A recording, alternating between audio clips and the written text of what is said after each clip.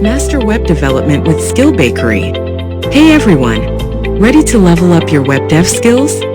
Introducing skillbakery.com premium courses starting at just $6 or 500 rupees.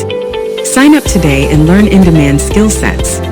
Unlock your potential today at skillbakery.com. Hello and welcome to another exciting video. Now in this one, we'll be learning how we can build our Rust project that we created in the previous lecture using the commands provided by Cargo. So here, the first thing that we'll be doing is we'll be making use of a command called cargo build. Now, what this command does is it compiles and then creates a directory. And as you can see over here, the directory name is target. And within that, you will find a debug folder.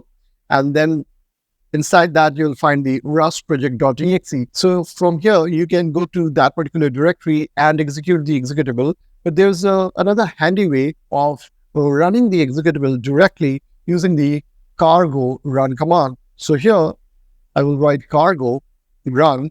And what this is going to do is it's going to do what build does. So it's compiling first and then running it as well. So here you can see the difference.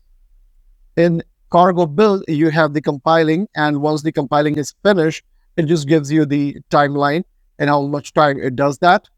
And when you do cargo run, you get the compiled version thing, and then it also does the running on your behalf. So here you get the output from that. Now, once you're done with this, you can also make use of a command called cargo clean, which is going to remove the target directory.